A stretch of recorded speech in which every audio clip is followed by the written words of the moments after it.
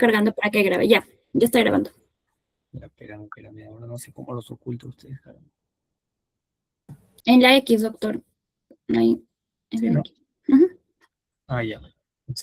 Ya, listo.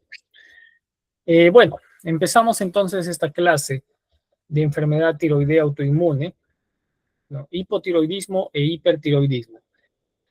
Al decir esto, básicamente nos están enfocando a ir hacia la patología funcional de la tiroides, o sea, cuando hay problemas en la secreción hormonal, ya sea por exceso o por defecto. Hay varias causas, pero por lejos la etiología autoinmune es la más frecuente.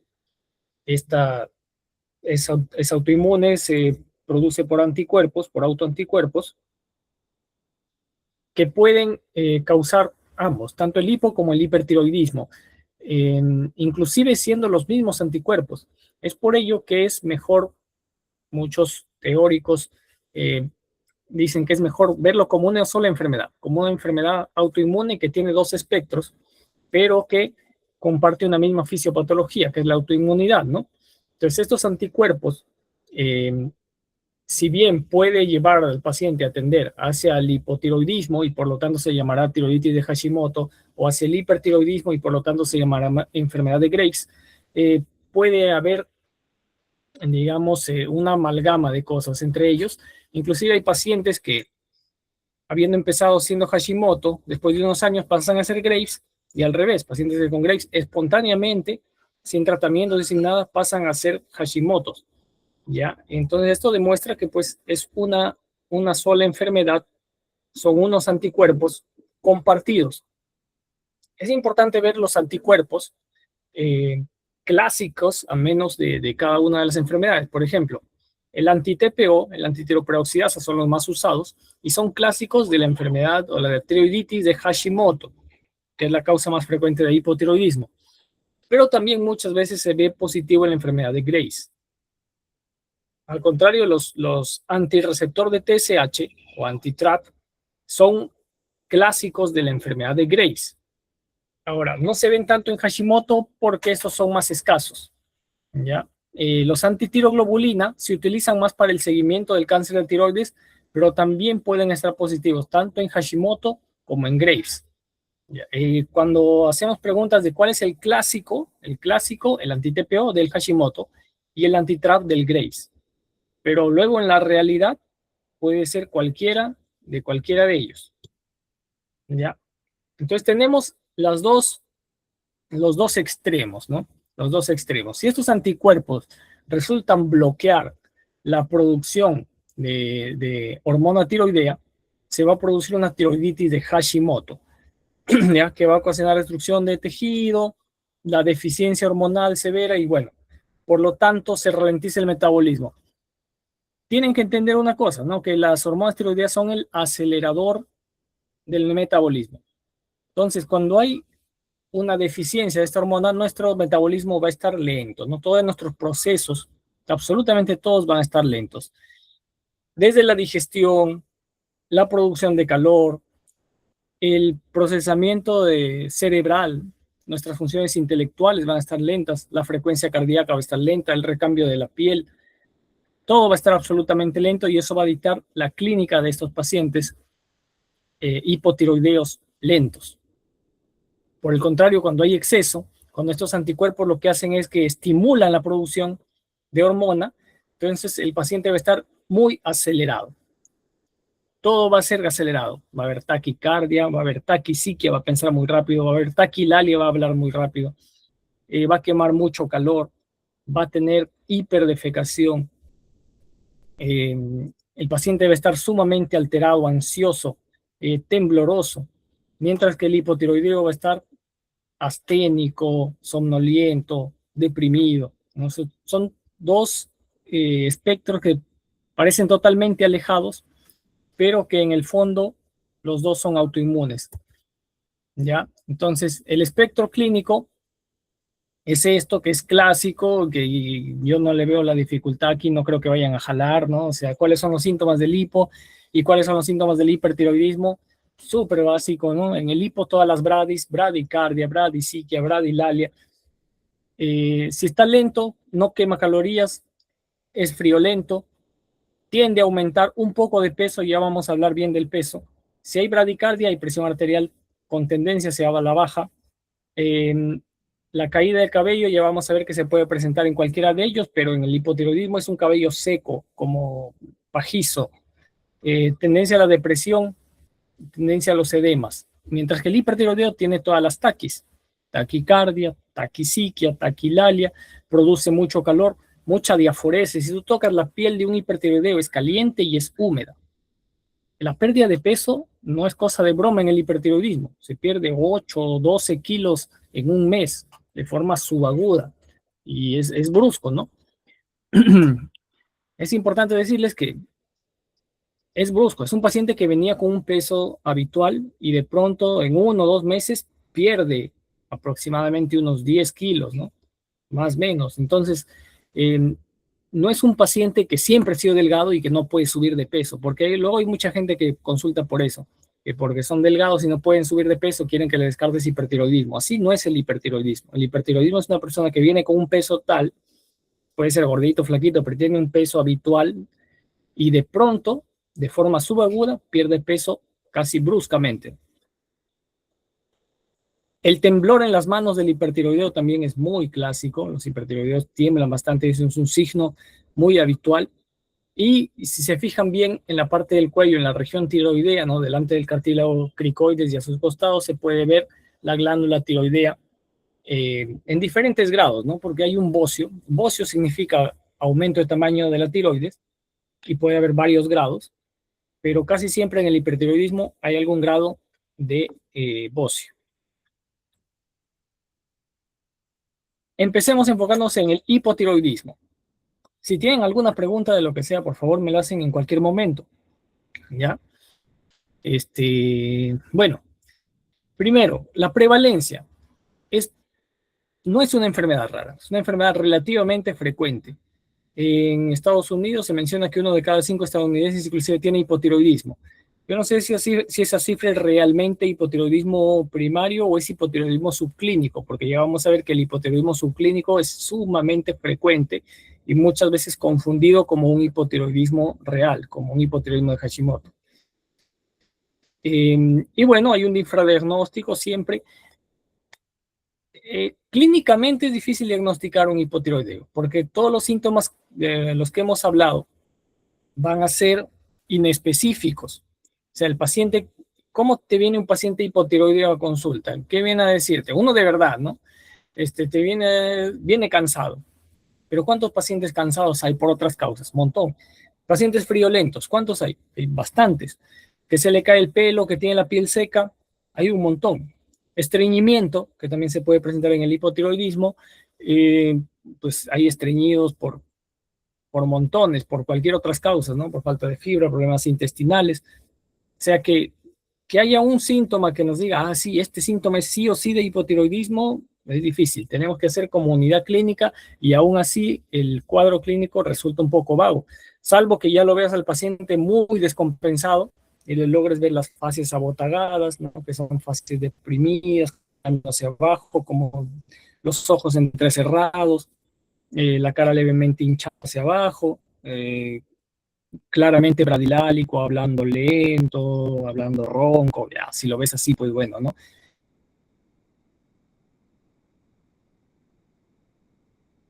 Le encuentras bradicardia, pues sí,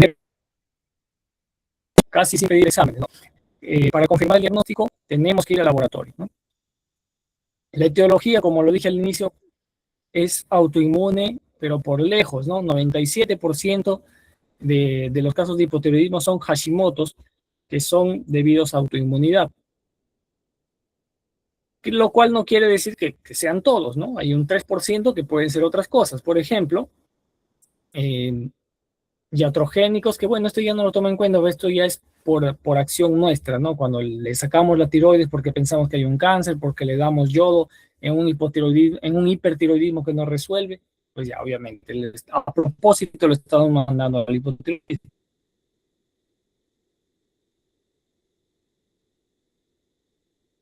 ¿no? Difícil ya. Casi no hay deficiencia de hierro, en Perú al menos eso se erradicó hace tiempo, pero quizás hay algunas zonas en África o países pobres donde todavía tienen. La parte congénita, sí, sí todavía se ve hipotiroidismos congénitos en nuestro medio. Y que no todo es primario, o sea, primario es cuando afecta a la glándula, ¿no? La glándula misma. Pero no todo problema de hipotiroidismo está en la misma glándula tiroides, sino que puede estar en los niveles superiores, que son la hipófisis o el hipotálamo, y ahí hay tumores, ¿no? Puede haber craniofaringioma, tumores hipofisarios, y bueno, quizás algún otro procedimiento neuroquirúrgico puede dañar esas zonas. Entonces, ya lo que habíamos dicho, el hipotiroidismo puede ser a nivel primario, si es en la misma glándula, secundario si es a nivel de la hipófisis o terciario si es a nivel del hipotálamo. Esto para todos los ejes hipotálamo, hipófisis que vamos a ver, ¿no? Cuando veamos también suprarrenal va a ser lo mismo. Primario si es en la suprarrenal, secundario si es en la hipófisis, terciario si es en el hipotálamo. Cuando vean hipogonadismo también puede hacer lo mismo. Si es en la gónada es primario, secundario en la hipófisis, terciario en el hipotálamo. Pero bueno, en la práctica clínica diferenciar un secundario de un terciario es imposible, ¿ya? Así que simplemente consideramos al secundario y el terciario como si fueran uno solo, le decimos central, central o periférico al primario, ¿no? Ya. No, otra vez más de lo mismo, ¿no? Los dos espectros de clínica que hay entre el hipo, que es lento, y el hipertiroidismo, que es rápido. Y hay una zona intermedia, una zona, no sé si llamarle zona gris, pero son síntomas comunes, ¿no? La fatiga en ambos, el insomnio en ambos, la caída de cabello en ambos, las irregularidades menstruales en ambos. Sí que precisamos bien, podemos encontrar que es por diferentes causas. Por ejemplo, la fatiga. El paciente te dice, no estoy cansado. Está cansado, pero ¿por qué? O sea, el hipotiroideo está cansado porque está lento, porque su metabolismo está lento, porque sus procesos mentales están lentos, y por lo tanto es una astenia con lentitud, con tendencia a la depresión, a la somnolencia. Esto le falta, está adinámico, puede sentirse débil, puede sentirse que el cuerpo no le da para hacer sus actividades. Es el tipo de cansancio que tiene el hipotiroidismo. Pero el hipertiroidismo, ¿por qué está cansado? Si es todo lo contrario. Este se cansa, pero por motivos cardiovasculares, básicamente, ¿no? El corazón está latiendo 130, 150, camina una cuadra y la frecuencia cardíaca se le dispara y pues siente palpitaciones, siente que le falta el aire. Y a eso le llama me canso. O sea, los dos te dicen me canso, pero se cansan de distinta manera, ¿no? El hipotiroideo se cansa hasta que se muere de sueño y el otro se cansa porque se le agita el pecho, le falta la respiración. ¿Ya? Así que cuidado con las palabritas cansancio, fatiga, que lo usan como si fueran una misma cosa y a veces hay que hacer las precisiones. Bueno, igual las irregularidades menstruales, por ejemplo, en el hipo suele haber más oligomenorrea, en el hiper suele haber más hipermenorrea. El tema del peso. El tema del peso en el hipertiroidismo, ya lo hablamos, es muy importante, pero en el hipotiroidismo hay un gran mito, ¿no? El mito es muy conocido, seguro que ustedes lo han escuchado, que es que el hipotiroidismo produce, ocasiona, causa obesidad, ¿no? Y esto está en redes sociales o en internet en general, está ampliamente difundido y la gente escucha eso, es mi tiroides, entonces lo que está mal, ¿no? Y a ver, problemas de sobrepeso y obesidad tenemos un montón. Ya saben que en el Perú, más del 70% de los peruanos tienen problemas de sobrepeso, obesidad, y por lo tanto va a haber un montón de pacientes que estén buscando descartar hipotiroidismo cuando no tienen nada en realidad.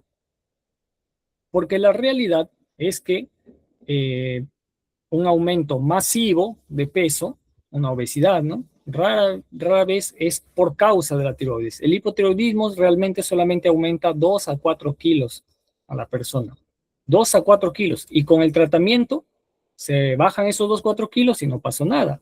Mientras esté tomando su levotiroxina y esté sus hormonas estables, no tendría por qué estar subiendo de peso, ¿ya? Mientras que hay personas que ya le detectan hipotiroidismo y ya se dejan engordar y dicen, no, es que yo engordo por mi hipotiroidismo y ya está, y como que se quitan la responsabilidad de encima, ¿no? Pero en realidad eso no es. Los hipotiroideos pueden bajar de peso con un tratamiento correcto y obviamente con los cambios del estilo de vida, ¿no? Eso, el tema del peso es un motivo de consulta muy frecuente, pero ya en la realidad vemos que a la mayoría de gorditos que vienen pidiendo que les midamos hormonas tiroideas, les sale normal. Ahora, ¿cómo interpretamos un perfil tiroideo? Pues ya, es fácil, ¿no? Cuando el problema es primario, la hormona central con la hormona periférica van al revés. Van al revés. Entonces, si tenemos un hipertiroidismo primario, las hormonas T3 y T4, como es primario, ¿no? En la misma glándula, estas hormonas van a estar elevadas y la TSH que se produce en la hipófisis por contrarregulación va a estar baja, ¿no? Va a querer estar baja para dejar de estimular la producción. Y así vamos a encontrar TSH baja, T3 y T4 elevadas. Hipertiroidismo primario. En el hipotiroidismo primario va a ser todo lo contrario, T3 y T4 van a estar bajas, TSH va a estar elevada tratando de estimular, tratando de despertar a la tiroides y no lo va a lograr. Y así vamos a encontrar una TSH alta, T3 y T4 bajas. Listo, eso es lo clásico, esos dos son los clásicos. Ahora, ¿pueden haber otras combinaciones? Sí, claro, hay un montón, ¿no? Pero de ellas, presten la atención a estas. Los subclínicos, especialmente el hipotiroidismo subclínico, que es súper frecuente. Yo diría que de todas las combinaciones que vemos acá, lo que se ve más frecuente en la vida real es este hipotiroidismo subclínico. TSH altas con T3 y T4 normales. ¿Ya? Esto es súper, súper frecuente porque tiene causas tan básicas como, por ejemplo, el aumento de peso. Y acá, paradójicamente, el paciente que aumentó de peso pensando que su tiroides le causó la obesidad, resulta que es la obesidad la que le causa un hipotiroidismo subclínico. Y cuando se hacen los exámenes lo encuentra. Y es fácil echarle la culpa, ¿no? Y hay un sobretratamiento de hipotiroidismos subclínicos pensando que con eso van a bajar de peso. Obviamente no lo logran. Lo del síndrome de tiroideo enfermo, antes de seguir con el subclínico, es simple, es una enfermedad no tiroidea que pone al paciente crítico, o sea, por ejemplo, un paciente que le da una neumonía, ¿no? Y está hospitalizado, está con oxígeno, es un paciente crítico, está enfermo de una enfermedad que no tiene nada que ver con la tiroides, pero si tú le tomas un perfil tiroideo en estas circunstancias al paciente, le sale todo alterado, ¿ya? Un paciente que está séptico, un paciente, no sé, con pie diabético infectado, pielonefritis, sí, cosas críticas, generalmente infecciones, pero pueden ser al final cualquier otra enfermedad que lo descompense de forma crítica y el paciente empieza a alterar sus hormonas porque, bueno, en el organismo se producen algunos cambios enzimáticos que hacen que la T3 se vaya hacia T3 reversa, por ejemplo, y ahí empieza todo, ¿no? Empieza una primera fase, una segunda fase, tercera fase, donde las hormonas van a estar alterados. No vale la pena que por ahora se aprendan todas las fases, ¿ya? No se las voy a preguntar, pero sí que sepan que está alterado, un paciente que está críticamente enfermo tiene las hormonas tiroideas alteradas y no es bueno tomar decisiones de dar tratamiento con levotiroxina cuando el paciente está crítico, ¿ya? Entonces, no se debe dar hormonas tiroideas en un eutiroideo que está enfermo. Volvemos al hipotiroidismo subclínico. Les decía, el hipotiroidismo subclínico, ¿por qué no es una enfermedad de verdad? Miren, la mayoría, la gran mayoría, yo les diría 90% de los hipotiroidismos subclínicos son transitorios. ¿Qué significa? Que en un tiempo van a pasar solitos. Solamente una pequeña porción van a ser persistentes, ¿ya? Y estos persistentes, ¿quiénes van a ser? Los que son de verdad Hashimoto's, pero que hemos tenido la suerte de encontrarlos empezando. Y pues para esto hay que tener suerte. No es fácil encontrarlos justo ahí, o sea, no es tan frecuente, ¿no? O que tenga una mutación genética en la línea germinal del receptor de TSH, que es más raro todavía. Entonces, no es lo más frecuente que sean persistentes. Lo más frecuente es que sean transitorios, que tengan una tiroiditis, que hayan tomado mucha levotiroxina, que tengan tratamientos con litio, miodarona, Y esto que les decía, obesidad o depresión, y depresión hay un montón en la calle, ¿no? Y obesidad sobre todo.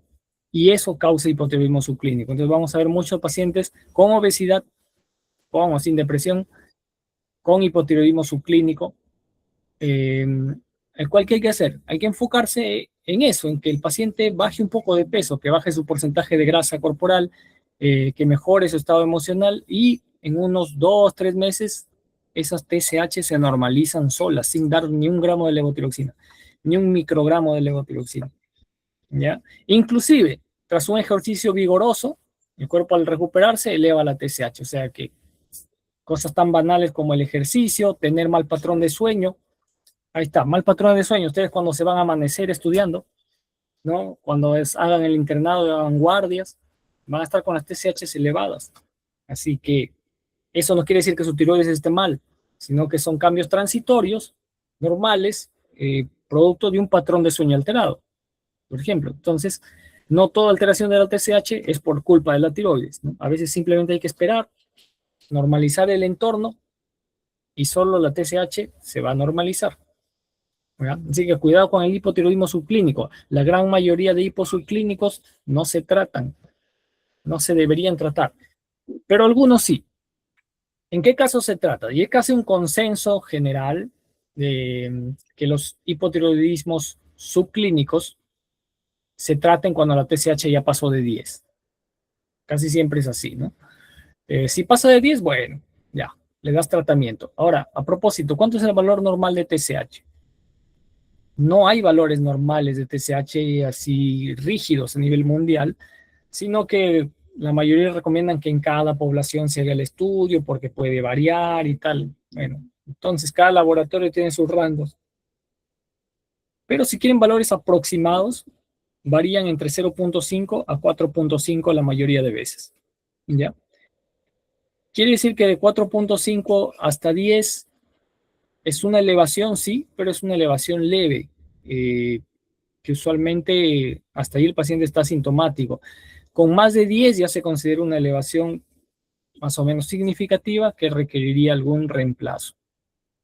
Cuando el paciente tiene TSH menos de 10, pero más de 4, más de 4.5, otros dirán más de 5, bueno, en ese rango gris, entre 4.5 y 10, ahí es donde viene la mayoría de, sí, la mayoría de pacientes vienen en esos rangos, ¿no? La mayoría de pacientes con hiposubclínicos vienen con menos de 10.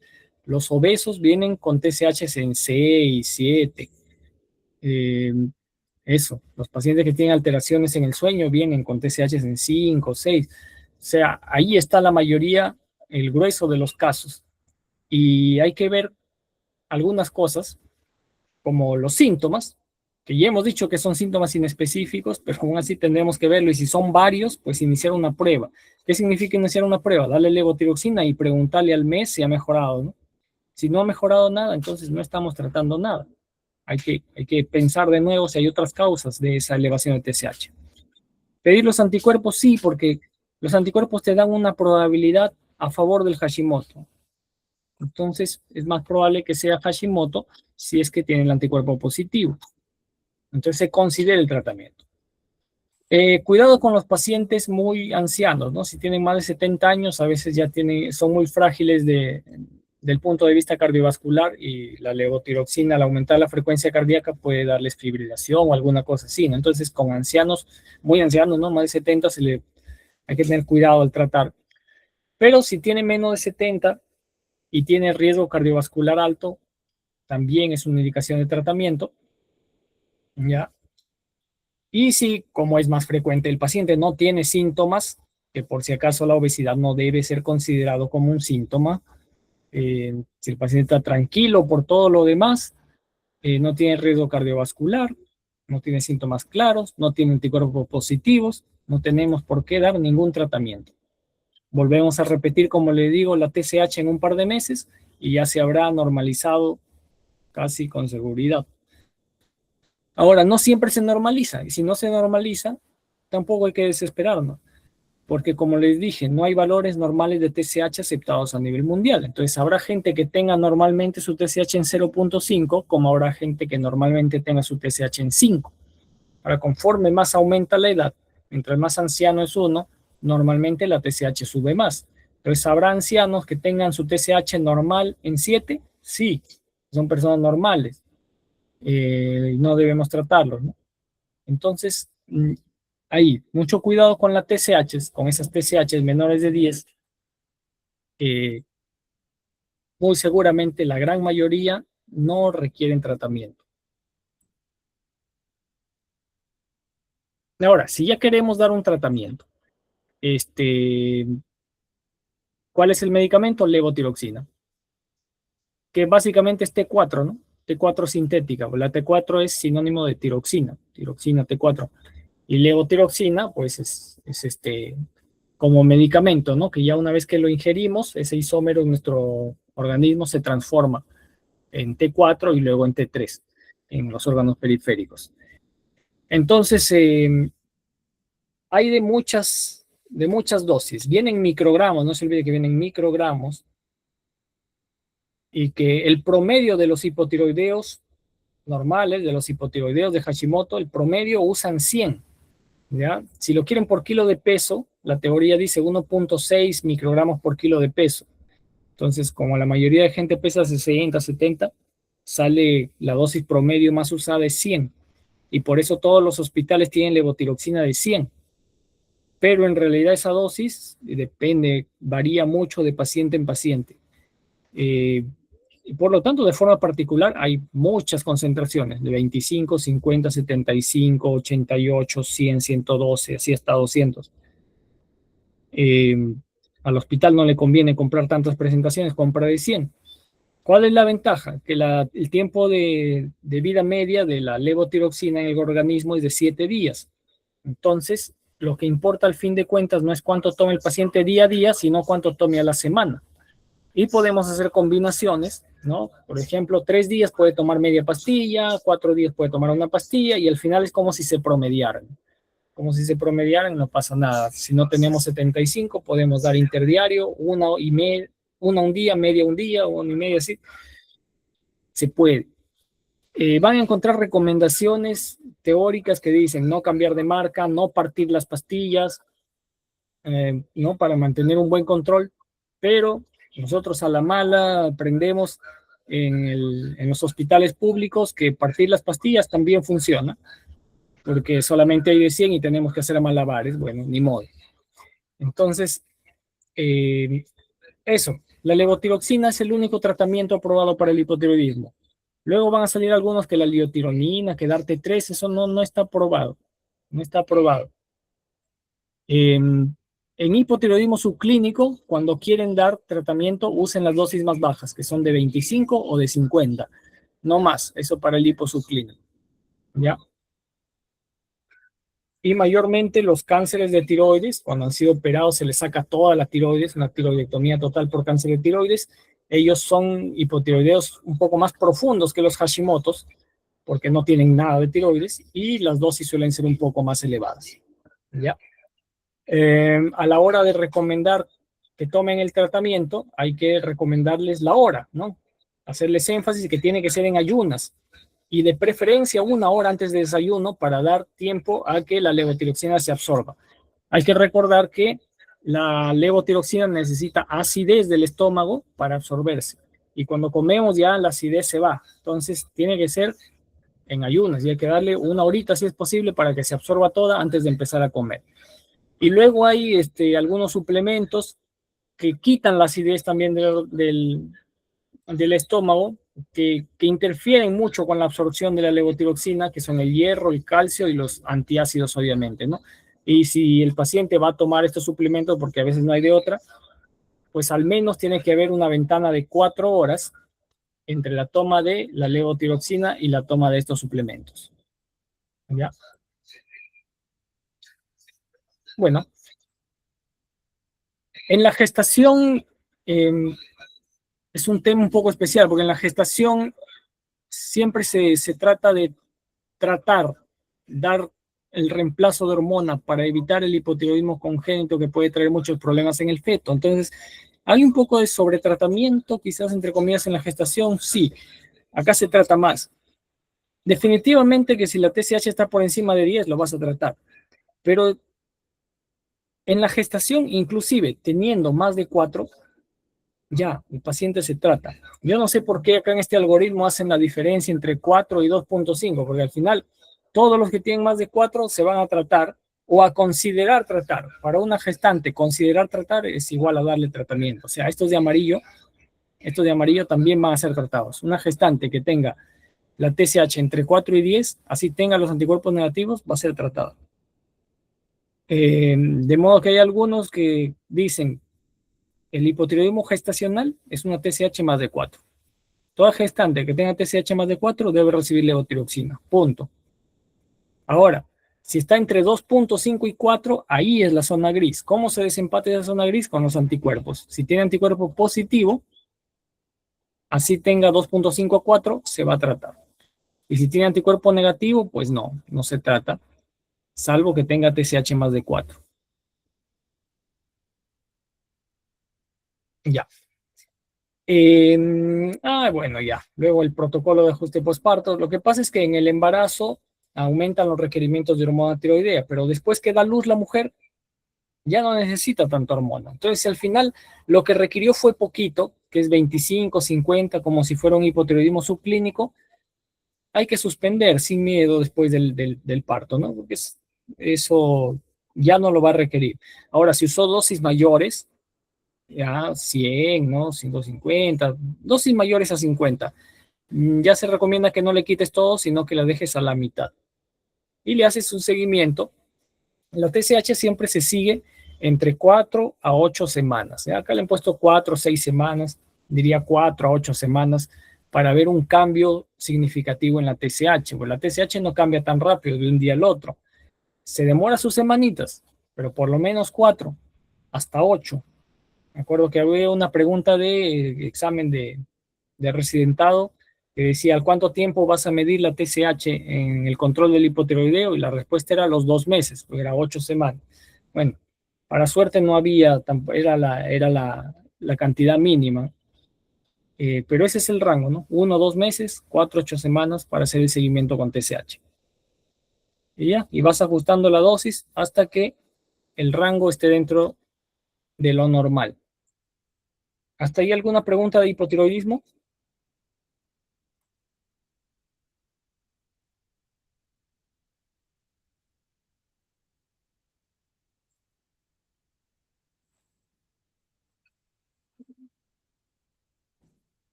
Gente, ¿alguna pregunta de hipotiroidismo?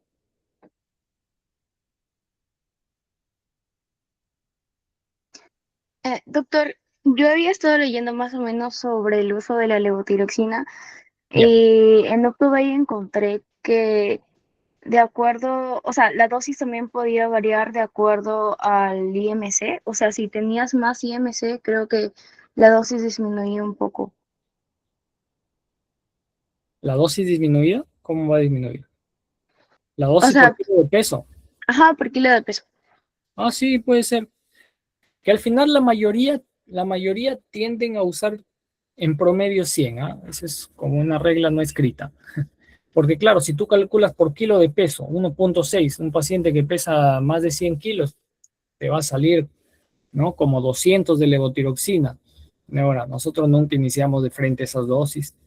Siempre iniciamos, si está muy descompensado, le iniciamos 100, quizás 125, ahí nomás, ¿no? No nos vamos tanto, o sea, en realidad esa fórmula de 1.6 hasta 1.8 te pone por kilo de peso, no la usamos siempre. La usamos, pero como una guía, más o menos. Pero no es que la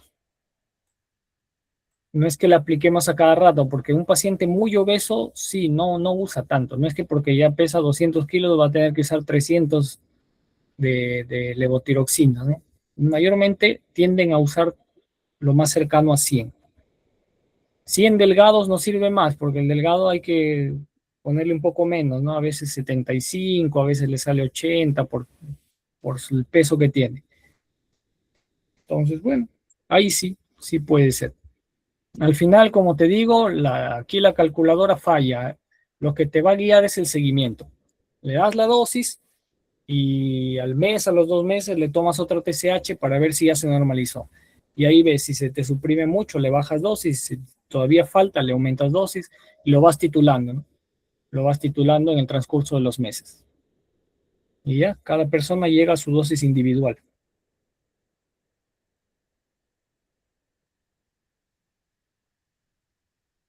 Nada más.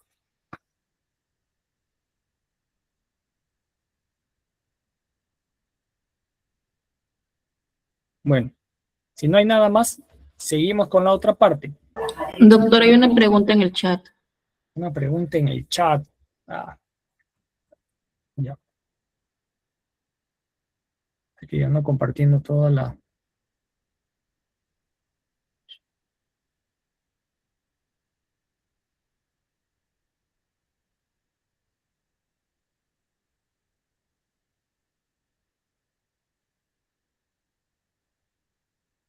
Ah, ya. Sí, el residente. Bueno, ahí está nuestro residente de endocrinología del Almanzor haciendo sus preguntas. Está bien, está bien.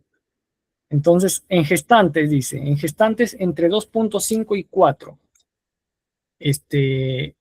Claro, el algoritmo lo que dice en gestantes entre 2.5 y 4 es desempatar con los anticuerpos antitiroideos, pero también pueden haber otros factores, ¿no? Porque al final, ¿qué es lo que queremos al tratar un hipotiroidismo gestacional? Queremos, uno, darle calidad al desarrollo neurológico del feto, que es el que se afecta cuando hay deficiencia de hormona tiroidea. Y prevenir abortos, ¿no? Porque el hipotiroidismo gestacional está relacionado a abortos. Entonces, cuando una gestante tiene antecedentes de abortos, pues ya nos está diciendo que hay que tener cuidado con esas TSHs. ¿Y qué pasa con el valor de 2.5? Es un valor muy valorado en ginecología, porque los ginecólogos tienen muchos estudios de fertilidad, que usualmente son en fertilidad de alta complejidad, o sea, fertilización in vitro, inseminaciones. Pero bueno, se podría extrapolar, ¿no? Porque ¿qué encuentran ellos? Que las mujeres que tienen TSH menores de 2.5 tienen mejores índices de fertilidad, mejores índices de, de completar la gestación a término, mejor probabilidad de completar esas gestaciones. Por lo tanto, a los ginecólogos les gusta mucho que las gestantes tengan menos de 2.5 de TSH. Y si es una paciente que ya ha tenido abortos, pues también es un buen motivo para considerar el tratamiento, ¿no? Porque justamente vamos a evitar eso, que es uno de los desenlaces que no queremos que se dé. Así que sí, también se puede dar tratamiento a una paciente que ha sido abortadora recurrente. ¿Ya? Y en el paciente adulto mayor sobretratado, bueno, sí hay que tener cuidado de no sobretratar a los adultos mayores, pues porque ya les dije, a veces su TSH son normales en 7, déjenlos en paz ahí, déjenlos en paz. Les dan levotiroxina porque lo encuentran fuera de rango y terminan haciéndoles daño.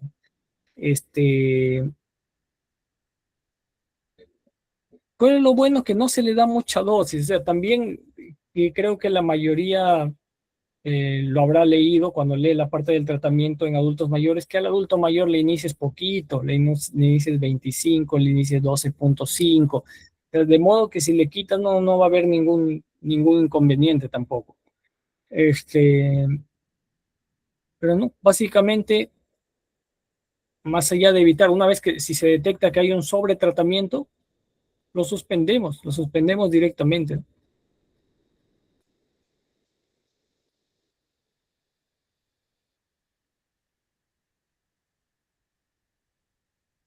Ya. ¿Alguna otra pregunta?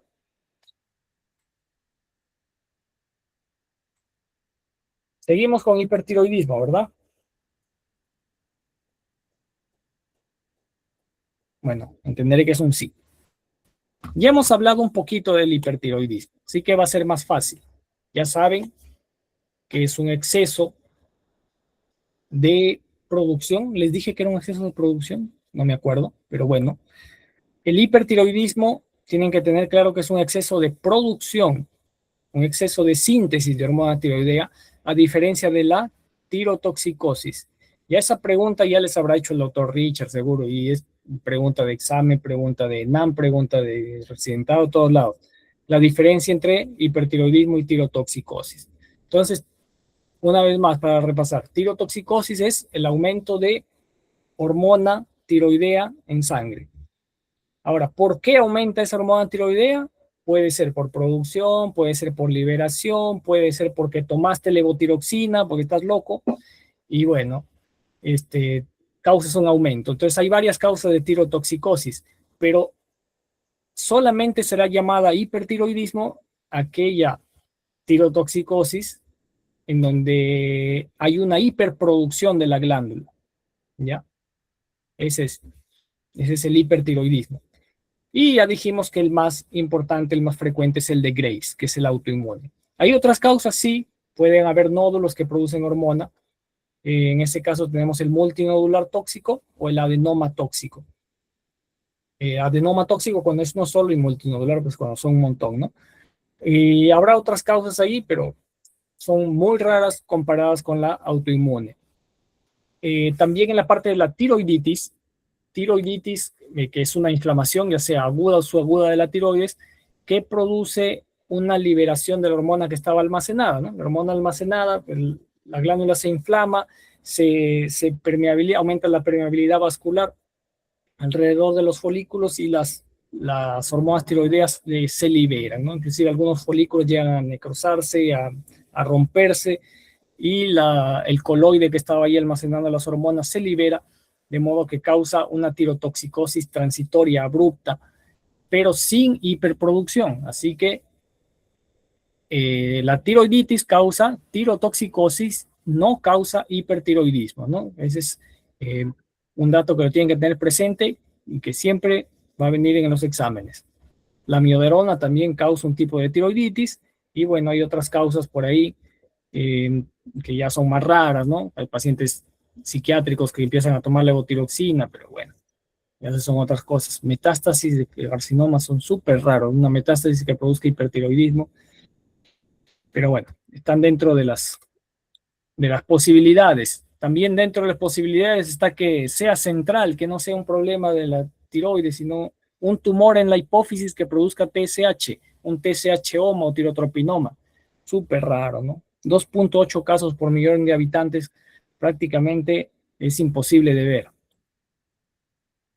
Mientras que la enfermedad de Graves-Basedow, con su origen autoinmune, los anticuerpos anti-TRAb, otra vez, ¿ya? Estamos repitiéndolo varias veces, seguro que por ahí viene en el examen. Estos suelen encajar en el receptor de la TSH y activarlo, estimularlo, como si estuvieran simulando una TSH, ¿no? Y en consecuencia, la glándula aumenta de tamaño porque la TSH, acuérdense que es bociógena, o sea, la TSH estimula a la glándula no solo a producir hormonas, sino a crecer. Y cuando estos anticuerpos simulan ser TSH, la glándula crece. Entonces se produce el bocio. Y generalmente es un bocio difuso, o sea que toda la glándula crece parejita. Eso se llama bocio difuso y sin nódulos, ¿no? Otra cosa es un bocio multinodular, donde crece en base a nódulos. No, esta aumenta de tamaño, todo pareja, y ese es el bocio clásico, el bocio difuso de Graves. ¿Ya? Y hiperproduce pues la hormona T4 principalmente, aunque al inicio puede producir más T3 que T4. Pero bueno, ya esos son detalles. Estos anticuerpos no solamente se van a restringir a atacar a la tiroides, ¿no? Sino que están circulando y pueden provocar alteraciones fuera de la tiroides, sí, principalmente en la región ocular y en la región dérmica. Lo cual causa que si un paciente tiene alteraciones a nivel ocular o dérmico, nos dé a entender que esto es un hipertiroidismo por autoanticuerpos, ¿no? Que es diferente de un adenoma tóxico, por ejemplo, que sea un tumor de la misma tiroides que esté produciendo hormona, que no tenga anticuerpos, no va a causar ningún problema en los ojos, porque las hormonas tiroideas no causan ningún daño, ningún crecimiento ocular, no causan exoftalmo las hormonas tiroideas. La que causa son los anticuerpos mismos, la autoinmunidad. Entonces, bueno, tenemos la clínica.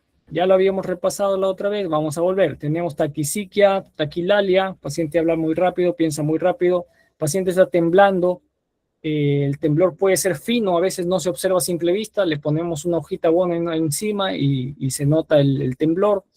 La taquicardia sinusal, puede haber daños en las uñas, onicolisis, que se llama uñas de Plummer. El paciente también tiene intolerancia al calor, suda mucho. Aquí está el bocio del que habíamos hablado. Y también puede haber aumento del tránsito intestinal con hiperdefecación. Puede haber también, se ha descrito hiperfagia, o sea que el paciente tiene mucha hambre, pero aún así pierde peso. Y si vemos manifestaciones extratiroideas en los ojos, la oftalmopatía tiroidea o oftalmopatía de Graves, pues esto nos habla de que es autoinmune. Y a nivel dérmico podemos ver, sobre todo en la parte pretibial, ¿no? En las piernas, la parte anterior, un edema, pero un edema duro, o sea, un edema que no deja fovea, un edema que clásicamente engrosa la piel y no deja hacer la maniobra de la pinza, que se puede hacer sin problemas en una piel fina, en esta piel no se puede hacer. Y bueno, puede inclusive enrojecerse, da un aspecto de piel de naranja. Esto de acá, esta dermopatía también nos habla de autoinmunidad. Entonces, algunos le llaman la triada de Graves, okay, al bocio difuso, la oftalmopatía de Graves y la dermopatía de Graves, o mixedema pretibial. Ya. ¿Cuál era la forma clásica en la que se presentaban las hormonas en el hipertiroidismo? La TSH suprimida y la T4 elevada. ¿Necesitamos siempre pedir T3? No, con T4 nos basta, con T4 libres. Tenemos que elegir una. No es necesario que le hagan gastar al paciente tanto, porque cada uno cuesta, la T4 cuesta, la T4 libre es aparte, un precio aparte para la T3 y para la T3 libre otro precio. Gasta un montón cuando puedes pedirle una sola, ¿no? La T4 libre y la TSH, que ya son básicas y con eso es el diagnóstico. ¿Ya? Casi siempre esto, lo de celeste, es lo que va a salir. Lo otro son cosas muy anecdóticas, muy raras, ¿no? No se ven prácticamente en la práctica. Los anticuerpos anti-TRAP, hemos dicho que es la mayoría positivos, pero si no tienen anti-TRAP y tenemos anti-TPO como en el hospital, 75% también van a salir positivos, entonces también nos es útil. ¿Ya? ¿Y cómo se trata un hipertiroidismo de Graves? Tenemos el tratamiento médico, el ablativo y el quirúrgico. Mayormente va en ese orden, ¿no? Tratamos de dar al paciente un tratamiento médico primero, que se basa en dos, en sintomáticos y en antitiroideos de síntesis. Si nos falla ese, pasamos al ablativo, darle radioyodo, y si no podemos por A o B, ninguno de los dos funciona, tiene contraindicaciones del paciente, el último recurso siempre es operarle, sacarle la tiroides, ¿no? Mayormente no hacemos tiroidectomías por hipertiroidismo, mayormente la hacemos por cáncer de tiroides. Ya. El tratamiento con fármacos, entonces, dijimos que se puede dividir en dos. El sintomático, que es con beta bloqueadores, casi todos los beta bloqueadores van a funcionar, casi todos. Clásicamente se prefiere el propranolol porque es un beta bloqueador que ha demostrado disminuir también la conversión de T4 a T3 y por ahí nos da ese plus, ¿no? Pero en los estudios grandes se ha visto que cualquier beta bloqueador va a funcionar para disminuir los síntomas. Taquicardia, el temblor, la sudoración, todo eso va a disminuir con el propranolol. Teniendo en cuenta también que para que las tionamidas, que son ya la terapia definitiva, haga un efecto significativo, se va a demorar 1 o 2 semanas. Entonces, mientras tanto, bajarle los síntomas al paciente con beta bloqueante es importante. ¿Ya? El tratamiento definitivo, entonces, con tionamidas, hay varias tionamidas, ¿no? El metimazol, el carbimazol y el propiltiuracilo. En el Perú solamente tenemos tiamazol. Tiamazol es diferente de metimazol, no, lo mismo, sino que metimazol se confunde mucho con metamizol y no hay sentido. Mejor nosotros le decimos tiamazol. Ya casi no usamos el término metimazol, un término más antiguo. Damos dosis de ataques, dosis más altas, entre 15 a 60 miligramos al día, al inicio, repartidos, porque el paciente hipermetaboliza, se deshace muy rápido del medicamento, entonces hay que darle horario cada 8 horas, cada 12 horas, para que le dure. Pero ya una vez que el paciente se controla metabólicamente, ya puede recibir una sola dosis al día. Usualmente ya cuando está en terapia de mantenimiento, recibe dosis de 5, 10, una sola vez al día. Y esta dosis de mantenimiento sí, pues se mantiene por lo menos un año. Entonces, al final de cuentas, todo el tratamiento es un tratamiento largo que dura entre 1 a 2 años en búsqueda de la remisión. ¿Por qué no se llama curación? Porque el paciente siempre va a tener el riesgo de volver a tener el hipertiroidismo. El hipertiroidismo siempre llegamos a la remisión cuando las hormonas están normales, podemos suspender el tratamiento y las hormonas siguen normales. Ahí el paciente se dice está remitido, pero no se dice curado porque en cualquier momento se despierta de nuevo. Descompensantes generalmente estrés agudo. Estrés agudo puede ser de tipo emocional o de tipo físico, pero un estrés agudo puede volver a descompensar al paciente y volver a provocar el hipertiroidismo. Ya. Pero si ya pasaron 2 años o más, el paciente recibió el tratamiento como debería ser y aún así no se curó, podemos pasar a terapia ablativa. ¿Con qué se da? Con yodo radioactivo. ¿Por qué se da con yodo? Porque el yodo tiene, la tiroides tiene mucha afinidad por el yodo. Cuando uno toma yodo, casi todo se va a la tiroides y se pega ahí. Y ahora, si nos aprovechamos de esto y le ponemos radiación al yodo, vamos a lograr que solamente la glándula de forma selectiva se ve afectada por radiación. Una radiación corta, ¿no? Que son los rayos beta de la radiación, para que no afecte la radiación a otros órganos, sino que se concentren ahí. Por eso es útil darlo con yodo. Y así se da. De modo que las tiroides que reciben yodo radioactivo terminan atrofiándose. No se atrofian de un día para el otro, pues se demoran sus 2 a 6 meses, pero se van a atrofiar. En el transcurso de esos meses hay que seguirles dando el tratamiento médico con las pastillas, pero poco a poco esa tiroides va a llegar a estar tan atrófica que el paciente va a pasar a un estado de hipotiroidismo. ¿Convertimos el hiper por el hipo? Sí, porque el hipotiroideo tiene menos complicaciones, el tratamiento que va a tomar a largo plazo, que es la levotiroxina, tiene menos efectos adversos, tiene más tiempo de vida media, o sea, es mucho más fácil controlar a un hipotiroideo que a un hipertiroideo. Ya. ¿Alguna pregunta de hipertiroidismo ahora?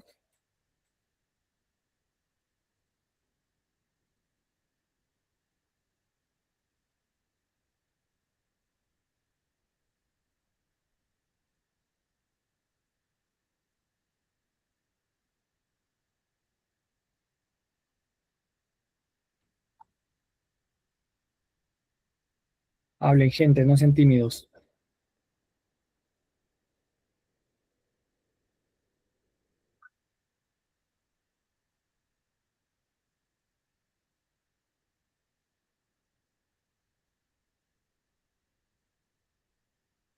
¿Todo estuvo claro entonces?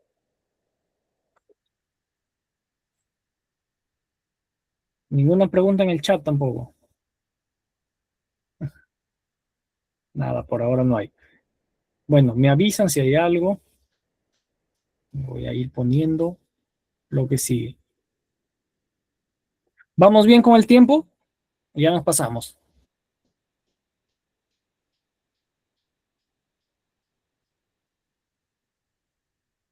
Una hora, todavía aguanta un poquito más.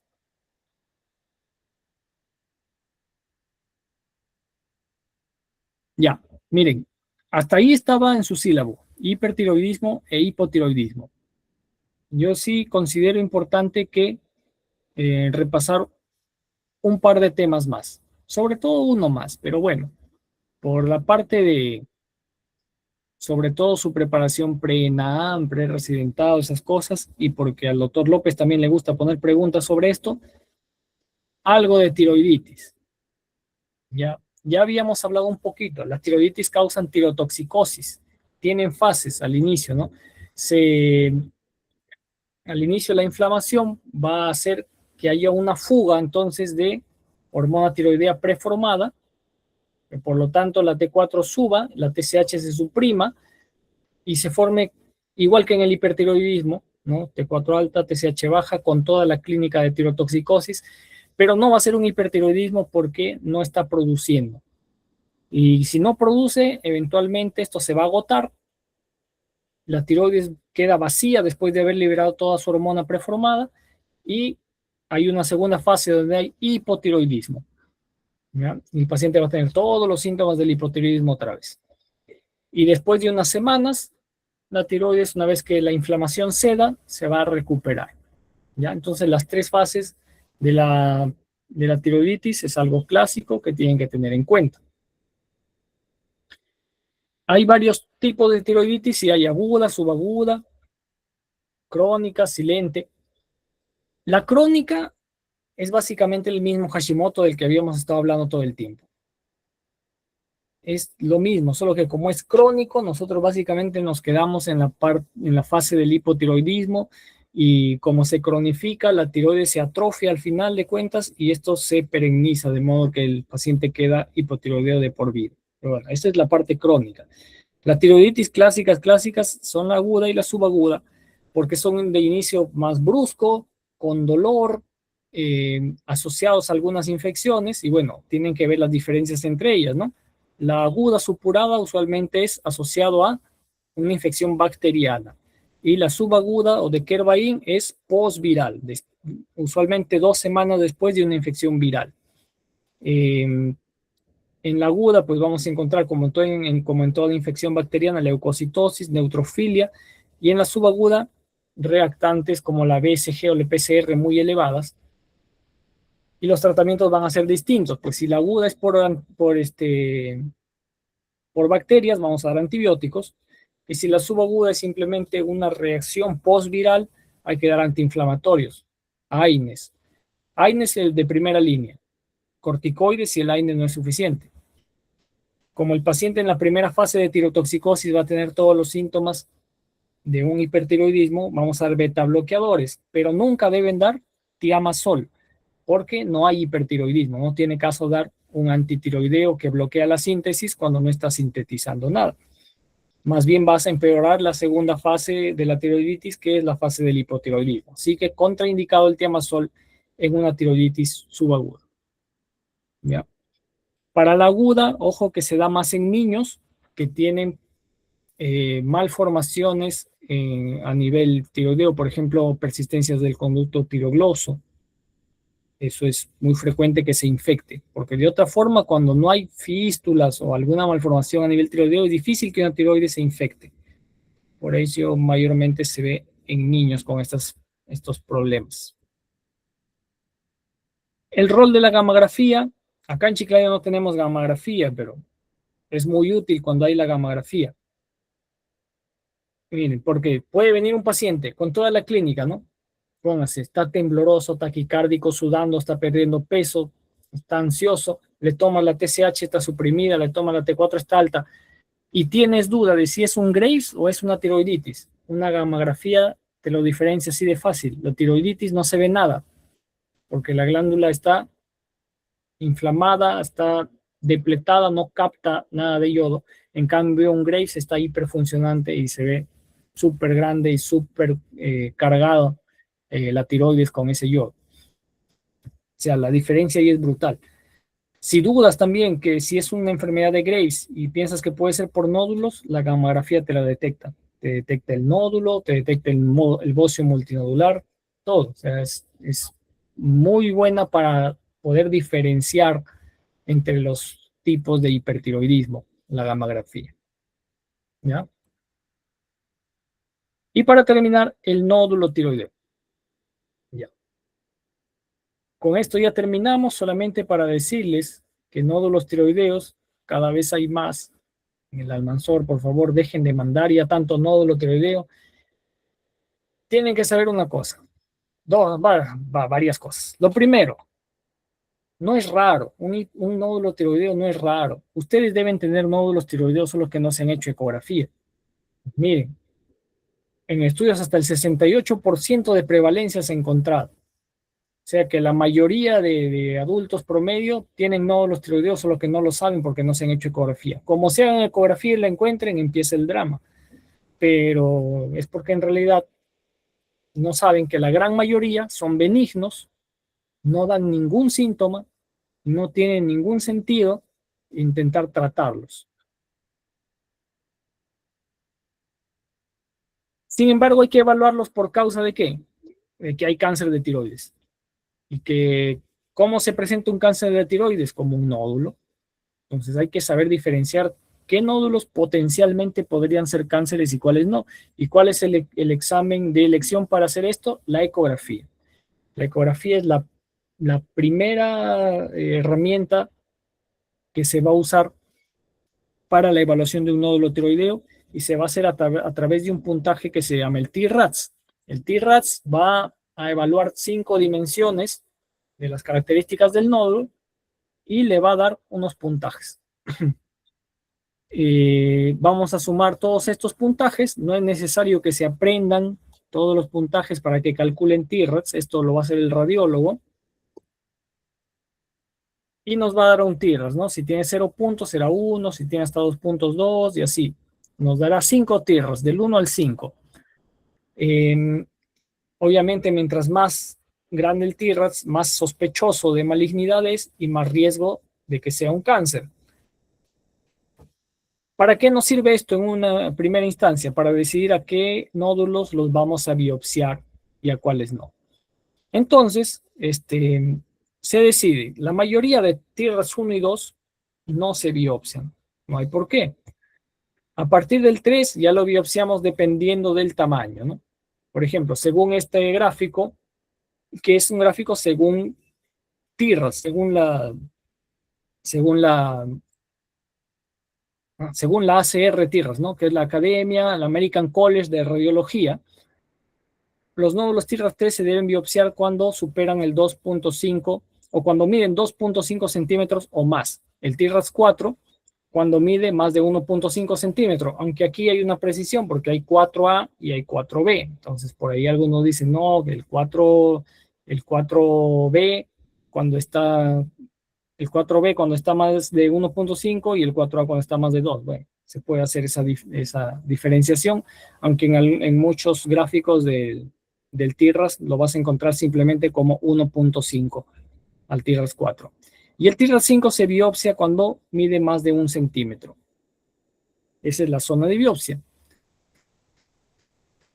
Esto es muy simple y muy matemático para los radiólogos, pero en la práctica clínica los endocrinólogos y los cirujanos de cabeza y cuello a veces biopsiamos nódulos más pequeños porque vemos algunos signos que nos llaman la atención y porque además si aplicamos a rajatabla lo que dice T-RADS, ningún nódulo menor de 1 centímetro se tendría que biopsiar, ¿no?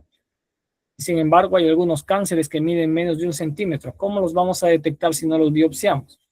Bueno, tenemos que a veces ignorar al criterio del tamaño. ¿Cuándo?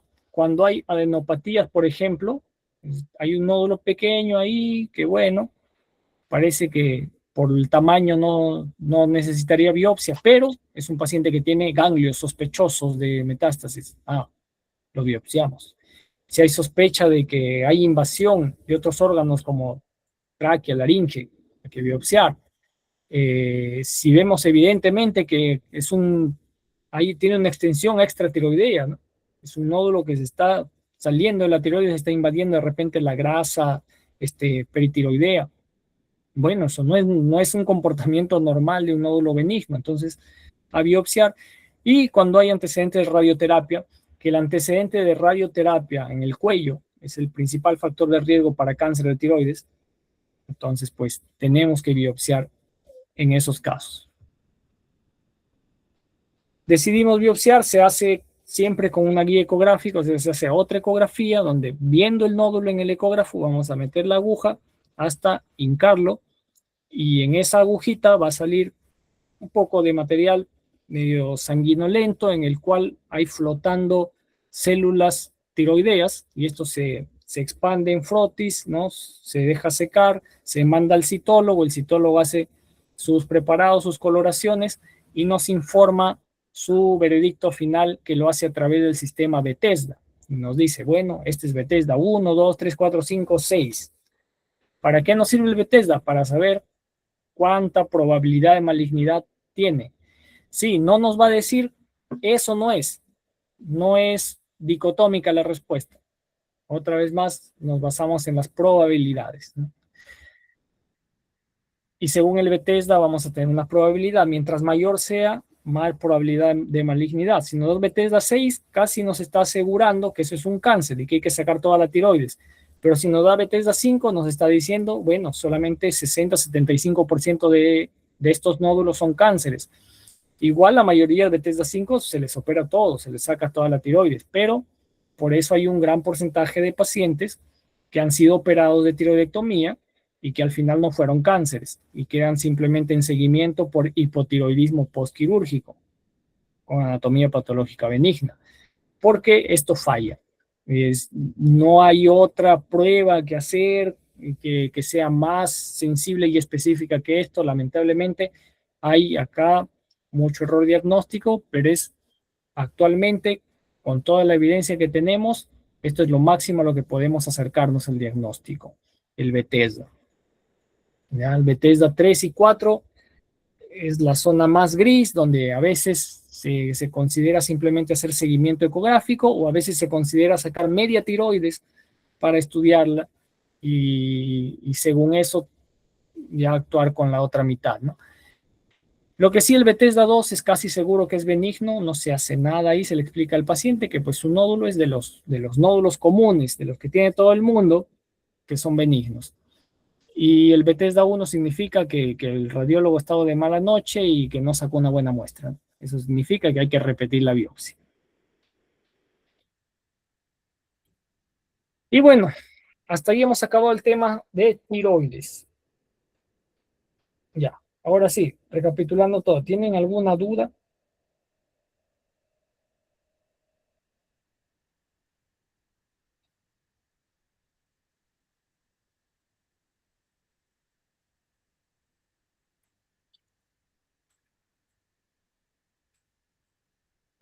No, doctor, todo claro.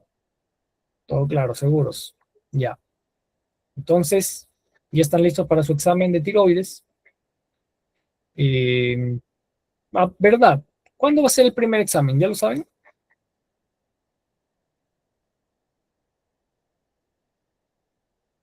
¿La delegada? ¿O todavía no hay fechas?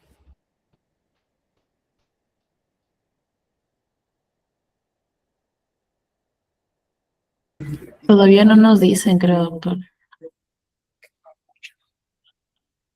Bueno, si nos dicen para programarse, no sé quién va a cuidar el examen, para que el doctor López quiera.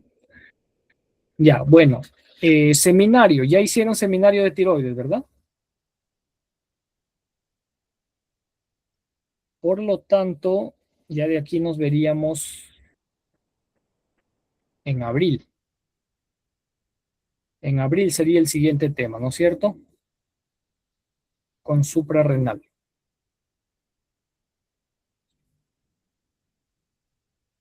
Suprarrenal.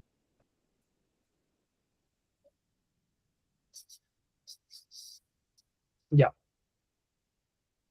Bueno, entonces nada más. Hasta ahí fue la clase teórica.